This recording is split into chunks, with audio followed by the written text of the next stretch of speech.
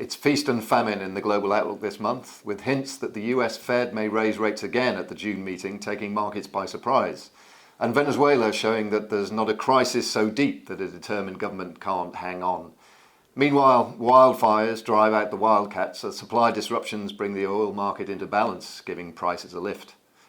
I'm joined to discuss the world economy this month by Sebastien Marlier of our global forecasting team.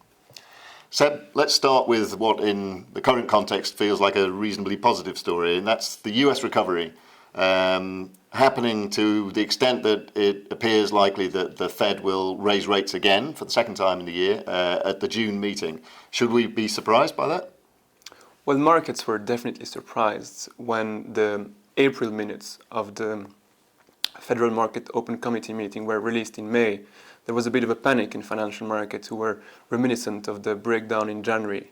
And so you saw a rapid sell-off in everything from equities to commodities and a quick appreciation of the US dollar.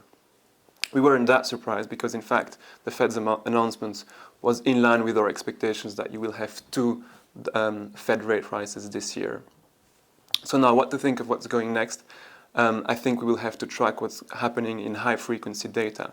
But there are a few good reasons why the Fed wouldn't increase rates in June. They stem from the still risky global context with the Brexit referendum coming on and still risks of a slowdown in China, which are weighing on the global outlook.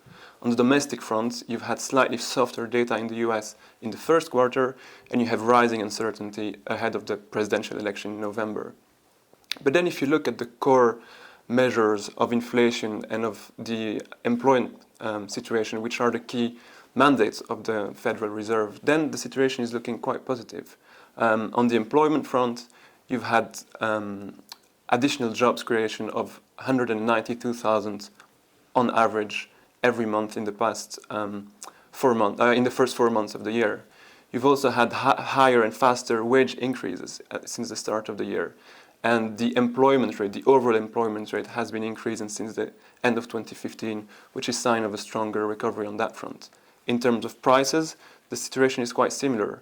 Inflation has been edging up to about 1.1% in April, which compares to 0.1% only 6 months ago.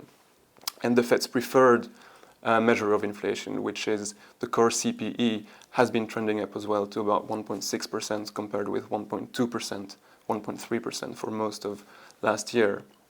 So if high-frequency data look favorable, which in fact they did in April with like an uptick in industrial production, then we could see at least one rate increase in the summer and perhaps another one towards the end of the year, say in the December meeting that will be after the US election. So our call for June?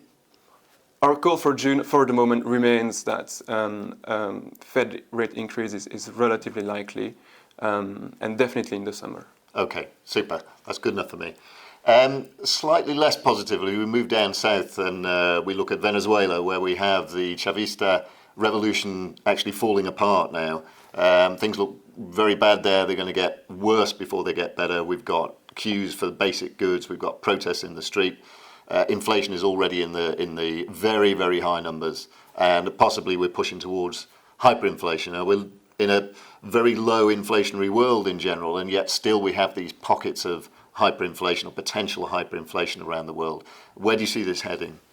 Yeah, so hyperinflation is back in the news. Sadly, it's only 2008, 2009 since we had the famous Zimbabwean crisis where inflation hit 2.2 million%. And now we're back in a very similar situation, but in Venezuela.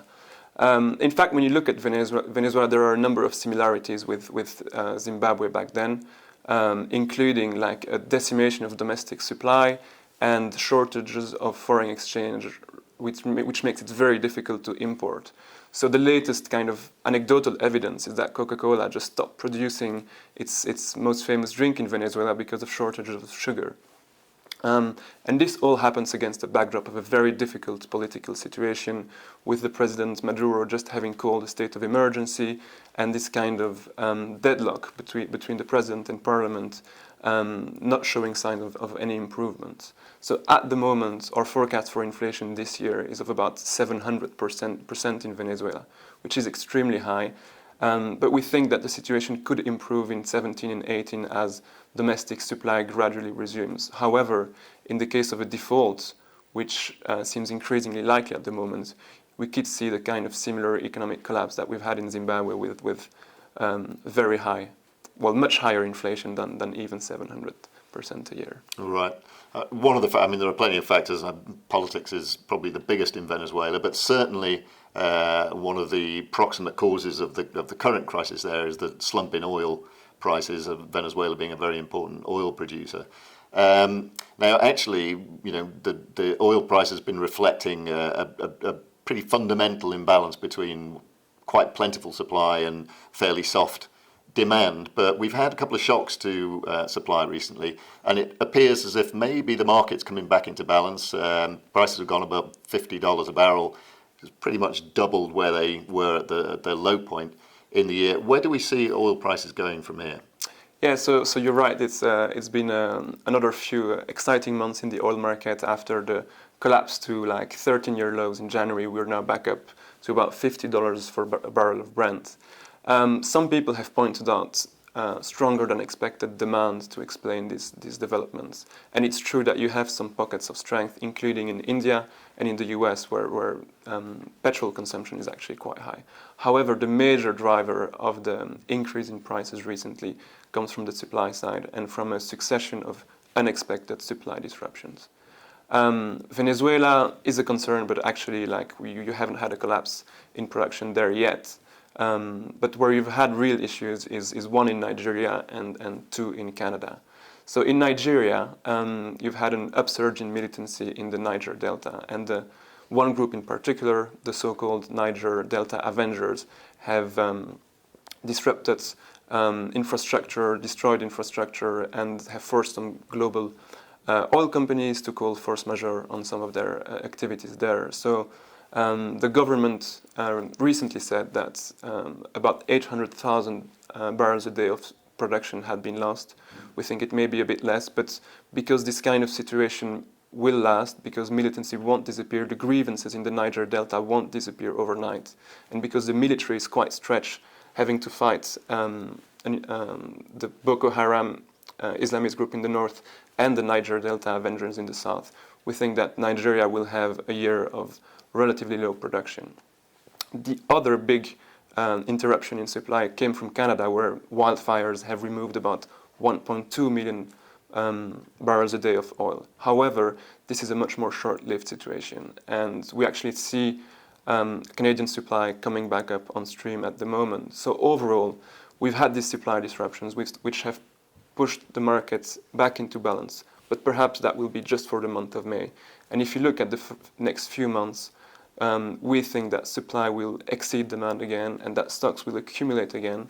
You know that OPEC has been nowhere near an agreement and they're meeting again next week, but we expect nothing from that front. So overall, we think that there will be a renewed dip in oil prices before a sustained recovery takes hold. So for this year, prices will have to come back and probably average in the low 40s before we see them coming back up to the 50s next year. Okay, so maybe a little bit of a false start in the recovery in oil prices. I think we're probably remaining bearish in comparison with most of the other commentators in the market, which again is fine by me. Finally, again, just maybe back to a slightly more positive story. We have Narendra Modi in India, who's just celebrating his second year in office. We did touch on India in a recent webcast, but this is a nice opportunity just for us to catch up, a little bit of a review of his first 2 years and how we see the remainder of his term going. Yeah, so I mean, I think that India is one of the bright spots in the global economy at the moment. It's had a decent 2 years, and the outlook is actually looking quite better, especially if the much-awaited monsoon this year turns out to be much better than the ones of the past 2 years, and the outlook for the moment is relatively positive on that front. So India is the fastest growing major economy in the world and will remain so in the next few years. So that's quite a positive story. And in fact, India is increasingly having an impact on global demand and shaping the outcome of global demand. One example is, as I said, oil, where India was actually the major contributor to the increase in demand in the first quarter of this year. It's the same for other commodities where higher investment is boosting demand for industrial raw materials like steel and aluminium. And so India is really driving demand there. And finally, consumption expenditure is going quite well. And so consumer goods are also like, demand for consumer goods is also improving in India. However, you have to put that in context.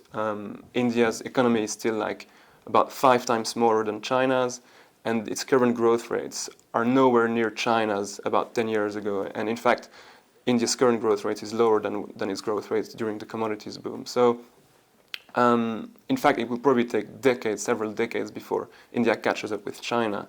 And in terms of its contribution to the global economy, you also have to bear in mind that on the export front, India is much weaker than China was before. Exports are sluggish at the moment, and India won't become the global manufacturer overnight because you still have major problems in the labor laws, which make manufacturing quite expensive, and big reforms that Modi is trying to implement on the labor front, on the land front, are difficult to pass because Modi's party doesn't have a majority in the upper house, and because these major reforms require a majority in both houses to get passed. So India, being a democracy, being slower at passing reforms, will probably not have exactly the same path of growth that we've seen in China in the past few decades. But at the moment, in the world of low growth, it's definitely one of the bright spots and one that we like to focus on at the moment.